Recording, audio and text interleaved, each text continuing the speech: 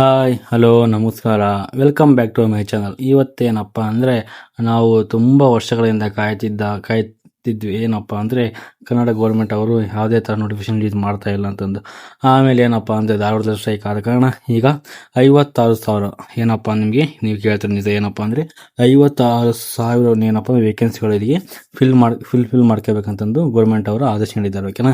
ಈಗ 56,000 ರೂಪಾಯಿ ಒಂದೇ ಪೋಸ್ಟ್ ಇರಲ್ಲ. ಓಕೆ, ಎಲ್ಲ ಡಿವೈಡೆಡ್ ಆಗಿರುತ್ತೆ. ಓಕೆನಾ. ಯಾವ್ಯಾವ ಪೋಸ್ಟ್ಗೆ ಎಷ್ಟೆಷ್ಟು ವೇಕೆನ್ಸಿಗಳಿದ್ದಾವೆ, ಯಾರು ಅಪ್ಲೈ ಮಾಡ್ಬೋದು, ಇದಕ್ಕೆ ಯಾವ ಥರ ಇದು ರಿಕ್ರೂಟ್ಮೆಂಟ್ ಮಾಡ್ತಾರೆ, ಯಾವ ಥರ ಎಕ್ಸಾಮ್ ಕಂಡಕ್ಟ್ ಮಾಡ್ತಾರೆ, ಏನು ಓದಬೇಕು ಅಂತಂದು ಈ ವಿಡಿಯೋದಲ್ಲಿ ಕಂಪ್ಲೀಟಾಗಿ ಸ್ಟೆಪ್ ಬೈ ಸ್ಟೆಪ್ ನೋಡ್ತಾ ಹೋಗೋಣ. ಓಕೆನಾ.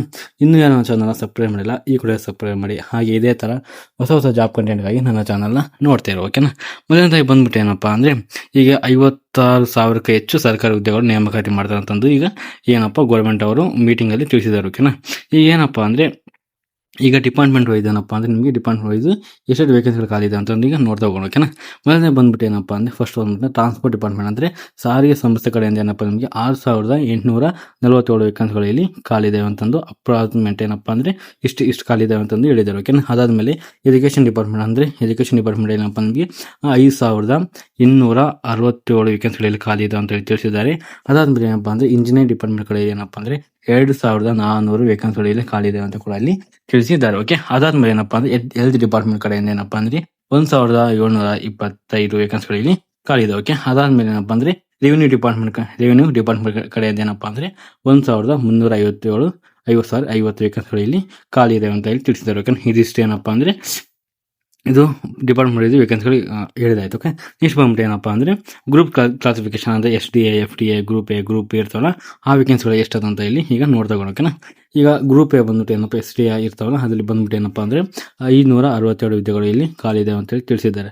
ಅದಾದಮೇಲೆ ಗ್ರೂಪ್ ಬಿ ಬಂದ್ಬಿಟ್ಟು ಏನಪ್ಪ ನಮಗೆ 619 ಹುದ್ದೆಗಳು ಇಲ್ಲಿ ಖಾಲಿ ಇದ್ದೇವೆ. ಅದಾದಮೇಲೆ ಗ್ರೂಪ್ ಸಿ ಬಂದ್ಬಿಟ್ಟು ಏನಪ್ಪ ಅಂದರೆ ಗ್ರೂಪ್ ಸಿ ಅತ್ಯಂತ ಮೋಸ್ಟ್ ಏನಪ್ಪ ಸಿಕ್ಕಾಪಡೆ ವೇಕೆನ್ಸಿಯಲ್ಲಿ ಖಾಲಿ ಇದೆ ಅಂತ ಕೂಡ ತಿಳಿಸಿದ್ದಾರೆ. ಟೋಟಲ್ ಬಂದ್ಬಿಟ್ಟು ಏನಪ್ಪ ಗ್ರೂಪ್ ಸಿ ಇಲ್ಲಿ ನಿಮಗೆ 23,199 ಅಂದರೆ 23,200 ವೇಕೆನ್ಸಿಗಳಲ್ಲಿ ಖಾಲಿ ಇದಾವೆ. ಓಕೆನಾ. ಇದಿಷ್ಟು ಏನಪ್ಪ ಅಂದರೆ ಗ್ರೂಪ್ ಕ್ಲಾಸಿಫಿಕೇಶನ್ ಆಯಿತು. ನೆಕ್ಸ್ಟ್ ಬಂದ್ಬಿಟ್ಟು ಏನಪ್ಪ ಅಂದರೆ ಎಜುಕೇಷನ್ ಕ್ವಾಲಿಫಿಕೇಶನ್ ಏನು ಬೇಕಪ್ಪ, ಈ ಎಲ್ಲ ಜಾಬ್ಗೆ ವೇಕೆನ್ಸಿಗಳು ಖಾಲಿ ಇದಾವಲ್ವಾ. ಈಗ 56,000 ವೇಕೆನ್ಸಿಗಳು ಖಾಲಿ ಇದೆ. ಓಕೆನಾ.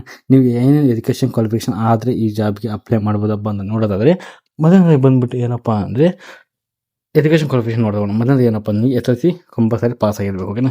SSLC ಪಾಸ್ ಆಗಿರಬೇಕು, ಆಮೇಲೆ PUC ಪಾಸ್ ಆಗಿರಬೇಕು, ಡಿಪ್ಲೊಮಾ ಪಾಸ್ ಆಗಿರಬೇಕು, ITI ಪಾಸ್ ಆಗಿರಬೇಕು, ಆಮೇಲೆ ಡಿಗ್ರಿ ಒಳಗೆ BCom, BSc, BE, BTech ಆಗಿರಬೇಕು, ಇಲ್ಲ ಪೋಸ್ಟ್ ಗ್ರಾಜುಯೇಷನ್ ಆಗಿರಬೇಕು. ಅಂದರೆ ಎಲ್ಲ ಪೋಸ್ಟಿಗೆ ಎಲ್ಲ ಕ್ವಾಲಿಫಿಕೇಶನ್ ಆಗಬೇಕಂತ ಏನೋ ಅವಶ್ಯಕತೆ ಇಲ್ಲ. ಓಕೆನಾ. ಕೆಲವೊಂದು ಪೋಸ್ಟ್ಗೆ ಏನಪ್ಪ ಅಂದ್ರೆ ಕೆಲವೊಂದು ಪೋಸ್ಟ್ಗೆ ಈಗ ST, FT ಬರುತ್ತೆ, ಅದಕ್ಕೆ SSLC PUC ಆದರೆ ಸಾಕು. ಓಕೆನಾ.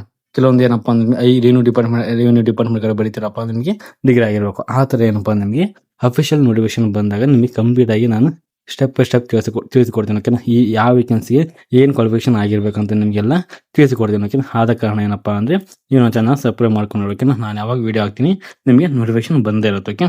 ಇದಿಷ್ಟು ಏನಪ್ಪ ಅಂದರೆ ಎಜುಕೇಷನ್ ಕ್ವಾಲಿಫಿಕೇಶನ್ ಆಗಿರುತ್ತೆ. ಓಕೆನಾ. ನೋಟ್ ಔಟ್ ಮಾಡ್ಕೊಳ್ಳಿ. ಏನಪ್ಪ ಅಂದರೆ ಎಲ್ಲ ಜಾಬಿಗೆ ಆಗಿರ್ಬೇಕಂತಾನೆ ಕೆಲವೊಂದು ಸ್ಪೆಸಿಫಿಕ್ ಜಾಬ್ಗೆ ಈ ಕ್ವಾಲಿಫಿಕೇಶನ್ ಆಗಿರ್ಬೇಕು. ಓಕೆನಾ. ಏನಪ್ಪ ಅಂದರೆ ನೆಕ್ಸ್ಟ್ ಮಾರ್ಚ್ ಒಳಗೆ 6ನೇ ತಾರೀಕು ಏನಪ್ಪ ಈಗ ಜಾಬ್ ನೋಟಿಫಿಕೇಶನ್ ಬಿಡ್ತಾರೆ ಅಂತ ಹೇಳಿದ್ದಾರೆ. ಓಕೆನಾ. ಈಗ ನೋಡೋಣ ಬಿಡ್ತಾರ ಇಲ್ಲ ಅಂತ ನೋಡ್ತಾ ಹೋಗೋಣ. ಬಿಡ್ಲಿಕ್ಕಂದ್ರೆ ಮತ್ತೆ ಸ್ಟ್ರೈಕ್ ಮಾಡೋದು ಅಂತ ಹೇಳಿದ್ದಾರೆ, ನೋಡ್ತಾ ಹೋಗೋಣ. ಓಕೆನಾ. ಇಷ್ಟು ಬಂದ್ಬಿಟ್ಟು ಈ ಎಲ್ಲ ಜಾಬ್ಗೆ ಏನಪ್ಪ ಅಂದರೆ ನಾವು ಅಪ್ಲಿಕೇಶನ್ ಹಾಕಬೇಕು. ಅಪ್ಲಿಕೇಶನ್ ಹಾಕ್ಬೇಕಂದ್ರೆ ಏನು ಎಜುಕೇಷನ್ ಕ್ವಾಲಿಫಿಕೇಶನ್ ಆಗಿರ್ಬೇಕು, ಏನು ಏಜ್ ಆಗಿರ್ಬೇಕಪ್ಪ ನೋಡೋದಾದರೆ ಏಜ್ ಲಿಮಿಟ್ ಬಂದ್ಬಿಟ್ಟು ಏನಪ್ಪ ನಿಮಗೆ ಮಿನಿಮಮ್ 18 ವರ್ಷ ಆಗಲೇಬೇಕು. ಓಕೆ. ನೀವು ಯಾವುದೇ ಒಂದು ಜಾಬ್ಗೆ ಅಪ್ಲೈ ಮಾಡಿದ್ರು ಮಿನಿಮಮ್ ನಿಮಗೆ 18 ವರ್ಷ ಆದರೆ ಮಾತ್ರ ಈ ಜಾಬ್ಗೆ ಅಪ್ಲೈ ಮಾಡೋಕ್ಕಾಗುತ್ತೆ. ಇಲ್ಲಾಂದ್ರೆ ನಿಮಗೆ ಯಾವುದೇ ಕಾರಣಕ್ಕೂ ಅಪ್ಲೈ ಮಾಡೋಕೆ ಆಗೋದಿಲ್ಲ. ಓಕೆ. ಅದಾದಮೇಲೆ ಮ್ಯಾಕ್ಸಿಮಮ್ ಏಜ್ ಬಂದ್ಬಿಟ್ಟು ಏನಪ್ಪ ನಿಮಗೆ 38 ವರ್ಷ ಆಗಿರ್ಬೇಕು. ಅಂದರೆ ಕೆಲವೊಂದು ಈಗ ಮ್ಯಾಕ್ಸಿಮಮ್ 38 ವರ್ಷ ಆಗಿರ್ಬೇಕು. ಓಕೆ. ಈಗ ಅದಾದಮೇಲೆ ಒಂದೊಂದು ಜಾಬ್ಗೋಸ್ಕರ ನೀವು 7 ಲಕ್ಷ ಕೊಡ್ತೀರಾ ಅಂತ ಸಿದ್ದರಾಮಯ್ಯ ಅವರು ಹೇಳಿದ್ದಾರೆ. ಓಕೆನಾ. ಇಂಥ ಜಾಬ್ಗೆ ಇಷ್ಟು SC, ST, OBC ಜನರಲ್ ಕ್ಯಾಟಗರಿಗೆ ಈ ಜಾಬ್ಗೆ ಅಂತಾನೆ 7 ಲಕ್ಷ ಕೊಡ್ತಾರೆ. ಓಕೆನಾ. ಆ ನೋಟಿಫಿಕೇಶನ್ ರಿಲೀಸ್ ಆದಾಗೆ ನಿಮಗೆ ಕಂಪ್ಲೀಟ್ ಆಗಿ ತಿಳಿಸಿಕೊಡ್ತೀನಿ. ಓಕೆ.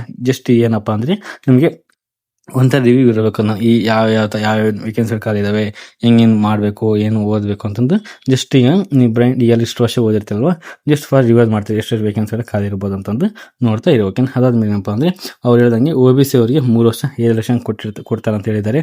ಅದು SC, ST ಕ್ಯಾಟಗರಿಗೆ 5 ವರ್ಷ ಕೊಡ್ತೀರಾ ಅಂತ ಹೇಳಿದ್ದಾರೆ. ಹಾಗೆ PW ಕ್ಯಾಂಡಿಡೇಟ್ ಅವರಿಗೆ ಏನಪ್ಪ ಅಂದರೆ 10 ವರ್ಷಗಳ ಕಾಲ ನಿಮಗೆ 7 ಲಕ್ಷ ಕೊಡ್ತಾರೆ ಅಂತ ಇಲ್ಲಿ ತಿಳಿಸಿದ್ದಾರೆ. ಓಕೆ. ಅದಾದ್ಮೇಲೆ ಯಾವ ಥರ ಸೆಲೆಕ್ಷನ್ ಪ್ರೋಸೆಸ್ ಮಾಡ್ತಾರಪ್ಪ ನೋಡೋದಾದ್ರೆ ನಿಮಗೆ ಯಾವುದೇ ಕಾರಣಕ್ಕೂ ಡೈರೆಕ್ಟ್ ನಿಮಗೆ ರಿಕ್ರೂಟ್ಮೆಂಟ್ ಮಾಡೋದಿಲ್ಲ. ಓಕೆನಾ. ಇದೇನಪ್ಪ ಅಂದ್ರೆ ನೀವು ಕಂಪಲ್ಸರಿ ಎಕ್ಸಾಮ್ ಬರಲೇಬೇಕು. ಯಾಕಪ್ಪ ಅಂದರೆ ಈ ಕರ್ನಾಟಕದಲ್ಲಿ ತುಂಬಾ ಜನ ಈಗ ಗೌರ್ಮೆಂಟ್ ಎಕ್ಸಾಮ್ ಓದ್ತಾ ಇದ್ದಾರೆ. ಓಕೆನಾ, ಯಾವುದೇ ಕಾರಣಕ್ಕೂ ನೀವು SLC ಮತ್ತು PUC ಪರ್ಸೆಂಟೇಜ್ ಮೇಲೆ ಬೇಸ್ ಮೇಲೆ ಯಾವುದೇ ಕಾರಣಕ್ಕೂ ರಿಕಮೆಂಡ್ ಮಾಡೋದಿಲ್ಲ. ಎಲ್ಲವೂ ರಿಟರ್ನ್ ಎಕ್ಸಾಮ್ ಕಂಪಲ್ಸರಿ ನಡೆಸ್ತಾರೆ. ಓಕೆನಾ, ಇದಂತೂ ನಿಮ್ ತಲೆಯಲ್ಲಿ. ಹಾಗಾಗಿ ಸ್ವಲ್ಪ ಚೆನ್ನಾಗಿ ಓದ್ಕೊಳ್ಳಿ. ಓಕೆನಾ, ಯಾವ ತರ ಸೆಲೆಕ್ಷನ್ ಪ್ರೊಸೆಸ್ ಬಂದ್ಬಿಟ್ಟು ಮೊದಲು ನಿಮಗೆ ರಿಟರ್ನ್ ಎಕ್ಸಾಮ್ ನಡೆಸ್ತಾರೆ. ಓಕೆನಾ, ಮೊನ್ನೆ ಎವ್ರಿ ಟೈಮ್ ಕರ್ನಾಟಕದ KA ನಡೆಸ್ತಾರಲ್ಲ ಆ ತರ ನಿಮಗೆ ರಿಟರ್ನ್ ಎಕ್ಸಾಮ್ ನಡೆಸ್ತಾರೆ. ಅದಾದ್ಮೇಲೆ ಏನಪ್ಪ ನಿಮಗೆ ರಿಟರ್ನ್ ಎಕ್ಸಾಮ್ ಕೆಲವೊಂದು ಪೋಸ್ಟಿಗೆ ಮಾತ್ರ ನಿಮಗೆ ಇಂಟರ್ವ್ಯೂ ಕರೀತಾರೆ. ಓಕೆ, ಎಲ್ಲಾ ಜಾಬಿಗೆ ನಿಮಗೆ ಇಂಟರ್ವ್ಯೂ ಕರೆಯಲ್ಲ. ಓಕೆನಾ, ಕೆಲವೊಂದು ಜಾಬಿಗೆ ಮಾತ್ರ ನಿಮಗೆ ಇಂಟರ್ವ್ಯೂ ಕಂಡಕ್ಟ್ ಮಾಡ್ತಾರೆ. ಈ STA FT ಆಗಿರ್ಬೋದು, ವಿಲೇಜ್ ಅಕೌಂಟ್ ಆಗಿರ್ಬೋದು, ಪೊಲೀಸ್ ಕಾನ್ಸ್ಟೇಬಲ್ ಆಗಿರ್ಬೋದು, ಇದೇನಪ್ಪ ಜಸ್ಟ್ ರಿಟರ್ನ್ ಎಕ್ಸಾಮ್ ಆಗಿರುತ್ತೆ. ಫಿಸಿಕಲ್ ಕೆಲವೊಂದು ಯಾವ ಜಾಬಿಗೆ, ಪೊಲೀಸ್ ಜಾಬಿಗೆ ನಿಮಗೆ ಫಿಸಿಕಲ್ ಇರುತ್ತೆ, ಫಿಸಿಕಲ್ ಕನೆಕ್ಟ್ ಮಾಡ್ತಾರೆ. ಓಕೆ, SDA FTಗೆ ಯಾವುದೇ ತರ ನಮಗೆ, VAಗೆ ಯಾವುದೇ ತರ ನಮಗೆ ಫಿಸಿಕಲ್ ಇರೋದಿಲ್ಲ, ಯಾವುದೇ ತರ ಇಂಟರ್ವ್ಯೂ ಇರೋದಿಲ್ಲ. ಓಕೆ, ಜಸ್ಟ್ ಬಾರಿ ಏನಪ್ಪಾ ಅಂದ್ರೆ ಎಕ್ಸಾಮ್ ಪಾಸ್ ಆದ ನಮಗೆ ಡೈರೆಕ್ಟ್ ನಮಗೆ ಸೆಲೆಕ್ಷನ್ ಮಾಡ್ತಾರೆ. ಓಕೆನಾ, ಇದು ಏನಿರುತ್ತೆ. ಓಕೆ, ಅದಾದ್ಮೇಲೆ ಈ ಕಂಪಲ್ಸರಿ ಏನಪ್ಪ ನಿಮ್ ರಿಟರ್ನ್ ಎಕ್ಸಾಮ್ ಮತ್ತೆ ಡಾಕ್ಯುಮೆಂಟ್ ವೆರಿಫಿಕೇಶನ್ ಎಲ್ಲಾ ಜಾಬಿಗೆ ಏನಪ್ಪ ಕಂಪಲ್ಸರಿ ಇದ್ದೇ ಇರುತ್ತೆ. ಈ ಎರಡು ಕಂಪಲ್ಸರಿ ಇದ್ದೇ ಇರುತ್ತೆ. ಓಕೆ, ಥರ್ಡ್ ಒಂದು ಕೆಲವೊಂದು ಜಾಬ್ ಇರುತ್ತೆ, ಕೆಲವೊಂದು ಜಾಬಿಗೆ ಇರೋದಿಲ್ಲ. ಓಕೆನಾ, ಇದೊಂದು ನಿಮ್ಮ ತಲೆಯಲ್ಲಿ ಇರಬೇಕು. ಓಕೆನಾ, ಅದಾದ್ಮೇಲೆ ಬಂದ್ಬಿಟ್ಟು ಏನಪ್ಪಾ ಅಂದ್ರೆ ವೆನ್ಯೂಲ್ ಅಪ್ಲಿಕೇಶನ್ ಸ್ಟಾರ್ಟ್ ಅಂತ ನಿಮಗೆಲ್ಲ ಡೌಟ್. ಯಾವಾಗ ನಿಮಗೆ ಅಪ್ಲಿಕೇಶನ್ ಸ್ಟಾರ್ಟ್ ಆಗ್ಬೋದು ನೋಡೋದಾದ್ರೆ ಇಲ್ಲಿ ಕೊಟ್ಟಿದ್ದಾರೆ. ಓಕೆನಾ, ಮಾರ್ಚ್ 2022ನೇ ವಾರದಿಂದ KPSC ಮತ್ತು KA ಮೂಲಕ ಹಂತವಾಗಿ ನೋಟಿಫಿಕೇಶನ್ ಪ್ರಕಟವಾಗುವ ಸಾಧ್ಯತೆ ಇದೆ. ಈಗ ನಾನು ಹೇಳಿದಾಗ ಏನಪ್ಪಾ ಅಂದ್ರೆ ಮಾರ್ಚ್ ಈಗ 6ನೇ ತಾರೀಕು ಅನ್ಕೊಂಡಿದ್ವಿ.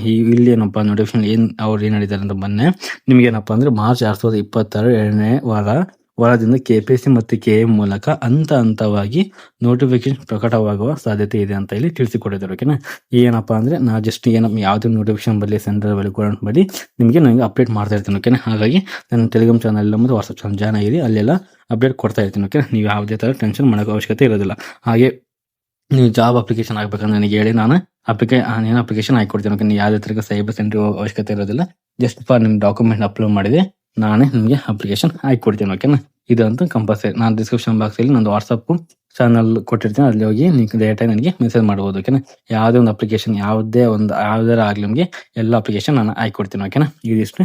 ನೆಕ್ಸ್ಟ್ ಬಂದ್ಬಿಟ್ಟು ಡಾಕ್ಯುಮೆಂಟ್ ಏನು ರೆಡಿ ಇಟ್ಕೋಬೇಕಪ್ಪ, ನಾವು ಒಂದು ಅಪ್ಲಿಕೇಶನ್ ಆಗ್ಬೇಕಂದ್ರೆ ಏನೇನು ಡಾಕ್ಯುಮೆಂಟ್ ಇಟ್ಕೋಬೇಕಪ್ಪ ನೋಡೋದಾದ್ರೆ ಮೊದಲನೇದಾಗಿ ನಿಮಗೆ ಕಂಪಲ್ಸರಿ ಆಧಾರ್ ಕಾರ್ಡ್ ಇರಲೇಬೇಕು. ಅದಾದ್ಮೇಲೆ ಏನಪ್ಪ ಅಂದ್ರೆ ಕ್ಯಾಸ್ಟ್ ಸರ್ಟಿಫಿಕೇಟ್ ಕಂಪಲ್ಸರಿ ಇರಬೇಕು. ಆಮೇಲೆ ಇನ್ಕಮ್ ಸರ್ಟಿಫಿಕೇಟ್ ಈ ಎರಡು ಮಸ್ಟ್ ಅಂಡ್ ಶುಡ್ ಇರಬೇಕು. Aadhaar card must and should ಇರಬೇಕು. ಓಕೆನಾ, ನಿಮ್ಮ ತಂದೆ ತಾಯಿ ಆಧಾರ್ ಕಾರ್ಡ್ ಇಲ್ಲ ಅಂದ್ರೆ ಪರವಾಗಿಲ್ಲ, ನಿಮ್ಮ ಆಧಾರ್ ಕಾರ್ಡ್ ಕ್ಯಾಸ್ಟಿಂಗ್ ಇರಲೇಬೇಕು. ಆಮೇಲೆ ಎಜುಕೇಶನ್ ಕ್ವಾಲಿಫಿಕೇಶನ್ ನೀವು ಯಾವ ಪೋಸ್ಟ್ ಮೇಲೆ ಯಾವ ಬೇಸ್ ಮೇಲೆ ಹಾಕ್ತೀರಿ, SSC ಮೇಲೆ ಹಾಕಿದ್ರೆ SSC ಮಾರ್ಕ್ಸ್ ಕಾರ್ಡ್ ಬೇಕು, PUC ಮೇಲೆ ಹಾಕಿದ್ರೆ PUC ಮಾರ್ಕ್ಸ್ ಕಾರ್ಡ್ ಬೇಕು, ಡಿಗ್ರಿ ಹಾಕಿದ್ರೆ ಡಿಗ್ರಿ ಏನಪ್ಪ ಮಾರ್ಕ್ಸ್ ಕಾರ್ಡ್ ಕಂಪಲ್ಸರಿ ಬೇಕೇ ಬೇಕು. ಅದಾದ್ಮೇಲೆ ಏನಪ್ಪ ಅಂದ್ರೆ ನಿಮ್ದು ಸಿಗ್ನೇಚರ್ ಮತ್ತು ಪಾಸ್ಪೋರ್ಟ್ ಸೈಜ್ ಫೋಟೋ ಕಂಪಲ್ಸರಿ ಬೇಕೇ ಬೇಕು. ಓಕೆನಾ, ಈ ಕಂಪಲ್ಸರಿ ಸಿಗ್ನೇಚರ್ ಮತ್ತು ಸೈನ್ ಮತ್ತೆ ಫೋಟೋ ಕಂಪಲ್ಸರಿ ಬೇಕೇ ಬೇಕು. ಓಕೆ, ಅದಾದ್ಮೇಲೆ ಏನಪ್ಪಾ ಅಂದ್ರೆ ನಿಮ್ಗೆ ರೂರಲ್ ಬ್ಯಾಕ್ ಗ್ರೌಂಡ್ ಆಗಿದ್ರೆ, ನಿಮ್ ಕನ್ನಡ ಮೀಡಿಯಂ ಇದ್ರೆ ಇದು ಸರ್ಟಿಫಿಕೇಟ್ ಇದ್ರೆ ಓಕೆ. ಇಲ್ಲಾಂದ್ರೆ ಏನಪ್ಪಾ ಅಂದ್ರೆ ಡಾಕ್ಯುಮೆಂಟ್ ವೆರಿಫಿಕೇಶನ್ ಹೋಗ್ತಿರಲ್ವಾ ಅಲ್ಲಿ ಕೇಳ್ತಾರೆ. ಓಕೆನಾ, ನಿಮ್ಗೆಲ್ಲ ಸ್ವಲ್ಪ ಏನಪ್ಪಾ ಅಂದ್ರೆ ಸ್ವಲ್ಪ ಡಿಸ್ಕೌಂಟ್ ಸಿಕ್ಕಂಗೆ, ಏನಪ್ಪಾ ಅಂದ್ರೆ ಕನ್ನಡ ಮೀಡಿಯಂ ಆಗಿದ್ರೆ, ರೂರಲ್ ಆಗಿದ್ರೆ ಏನಪ್ಪಾ ನಿಮಗೆ ಡಿಸ್ಕೌಂಟ್ ಸಿಕ್ಕಂಗೆ ಇದು ನಿಮಗೆ ಸರ್ಟಿಫಿಕೇಟ್ ಇದ್ರೆ ಸ್ವಲ್ಪ ಬೆನಿಫಿಟ್ ಆಗುತ್ತೆ. ಓಕೆನಾ, ಅದಾದ್ಮೇಲೆ ಏನಪ್ಪಾ ಇದಿಷ್ಟು ಏನಪ್ಪಾ ಅಂದ್ರೆ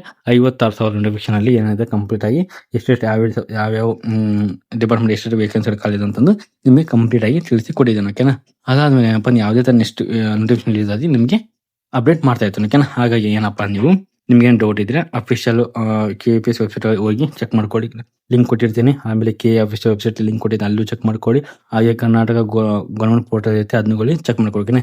ನಿಮ್ಗೇನು ಡೌಟ್ ಇದ್ರೆ ಹೋಗಿ ಅಲ್ಲಿ ಚೆಕ್ ಮಾಡ್ಕೊಳ್ಳಿ. ಓಕೆನಾ, ಇಲ್ಲಿ ಎಲ್ಲ ಲಿಂಕ್ಗಳನ್ನ ಅಲ್ಲಿ ಪ್ರೈವೇಟ್ ಮಾಡಿರ್ತೀನಿ. ಓಕೆ, ಅದಾದ್ಮೇಲೆ ಏನಪ್ಪಾ ಅಂದ್ರೆ ಒಂದು ವಾಟ್ಸ್ಆಪ್ ಚಾನಲ್ ಮತ್ತೆ ಟೆಲಿಗ್ರಾಮ್ ಚಾನಲ್ ಹೋಗಿ ಅಲ್ಲಿ ಜಾಯ್ನ್ ಆಗಿ. ಓಕೆನಾ, ನಾ ಯಾವ್ದೆಲ್ಲ ತರದ ಅಪ್ಡೇಟ್ ಅಲ್ಲಿ ಕಂಡೀಷನ್ ಕೊಡ್ತಾ ಇರ್ತೀನಿ. ಓಕೆ, ಹಾಗೆ ನನ್ನ ಚಾನಲ್ನ ಇಲ್ಲಿ ಸಬ್ಸ್ಕ್ರೈಬ್ ಮಾಡ್ಕೊಳ್ಳಿ. ಓಕೆನಾ, ನಿಮ್ಗೆ ಯಾವ್ದೇ ತರ ಜಾಬ್ ಅಪ್ಡೇಟ್ ಆಗಲಿ, ಯಾವ್ದಾರ ಅಪ್ಲಿಕೇಶನ್ ಆಗಲಿ ನಮಗೆ ಹೇಳ್ಕೊಟ್ಟೆ ಇರ್ತೀನಿ. ಓಕೆನಾ, ಇಲ್ಲಿ ಏನಪ್ಪಾ ಅಂದ್ರೆ ಸಬ್ಸ್ಕ್ರೈಬ್ ಮಾಡ್ಕೊಳ್ಳಿ. ಓಕೆನಾ, ಅದಾದ್ಮೇಲೆ ಏನಪ್ಪಾ ಅಂದ್ರೆ student must wait official notification before applying, always verify from the KPSC and KA in official portal. ಏನಪ್ಪಾ ಅಂದ್ರೆ ನೀವೇನಪ್ಪಾ ಅಂದ್ರೆ KPSC ಮತ್ತು KA ಡಿಪಾರ್ಟ್ಮೆಂಟ್ ಕಡೆಯಿಂದ ಅಫಿಷಿಯಲ್ ನೋಟಿಫಿಕೇಶನ್ ಆಗೋವರೆಗೆ ಸ್ವಲ್ಪ ವೇಟ್ ಮಾಡಿ. ಓಕೆನಾ, ಅದು ಬಂದ ತಕ್ಷಣ ನಿಮ್ಗೆ ಇನ್ಫಾರ್ಮ್ ಮಾಡ್ತೀನಿ. ಓಕೆನಾ, ಯಾವುದೇ ತರ ನೀವು ಟೆನ್ಷನ್ ಮಾಡೋ ಅವಶ್ಯಕತೆ ಇರೋದಿಲ್ಲ. ಓಕೆನಾ, ಇದು ಜಸ್ಟ್ ಏನಪ್ಪಾ ಅಂದ್ರೆ ಅವ್ರ ಮೊನ್ನೆ ಡಿಪಾರ್ಟ್ಮೆಂಟ್ ಕಡೆಯಿಂದ ಏನ್ ಹೇಳಿದ್ರಲ್ವಾ ಅದು ನಾನು ನಿಮಗೆ ಏನಪ್ಪಾ ಅಂದ್ರೆ ಒಂದು ಕನ್ಫರ್ಮೇಶನ್ ಕೊಡ ಅಂತ ತಿಳಿಸಿಕೊಡಿದ್ದೆ. ಓಕೆನಾ, ಅದನ್ನ ಇಂಪಾರ್ಟೆಂಟ್ ಏನಪ್ಪಾ ಕ್ಲಾರಿಫಿಕೇಶನ್ ಕೊಡ್ತೀನಿ. ಏನಪ್ಪಾ ಅಂದ್ರೆ ಇದು ಒಂದು ನೋಟಿಫಿಕೇಶನ್ ಅಲ್ಲ, ಇದು ನೋಟಿಫಿಕೇಶನ್ ಅಲ್ಲ. ಓಕೆ, ಜಸ್ಟ್ ಹೇಳಿದ್ದಾರೆ. ಓಕೆ, KPSC KA ಮತ್ತು ಇತರೆ ನೇಮಕಾತಿ ಮಂಡಳಿ ಪ್ರತ್ಯೇಕವಾಗಿ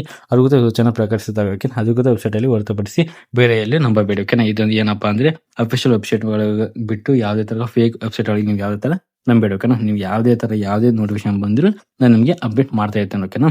ಇದಿಷ್ಟು ಏನಪ್ಪ ಅಂದರೆ ಕಂಪ್ಲೀಟ್ ನಮಗೆ ಡಿಪಾರ್ಟ್ಮೆಂಟ್ ವೈಸ್ ಎಲ್ಲ ತಿಳಿಸ್ಕೊಟ್ಟಿದ್ದೇನೆ ಓಕೆನಾ. ನಿಮ್ಗೆ ಏನಾದರೂ ಈ ವಿಡಿಯೋ ಇಷ್ಟ ಇದ್ದರೆ ಪ್ಲೀಸ್ ನನ್ನ ಚಾನಲ್ನ ಸಬ್ಸ್ಕ್ರೈಬ್ ಮಾಡ್ಕೊಳ್ಳಿ, ಲೈಕ್ ಮಾಡಿ, ಕಮೆಂಟ್ ಮಾಡಿ, ಶೇರ್ ಮಾಡಿ, ಹಾಗೆ ನಿಮ್ಮ ಫ್ರೆಂಡ್ಸಿಗೂ ಶೇರ್ ಮಾಡ್ಕೊಳ್ಳಿ ಓಕೆನಾ. ವಿಡಿಯೋ ನೋಡೋದಕ್ಕಾಗಿ ಧನ್ಯವಾದಗಳು.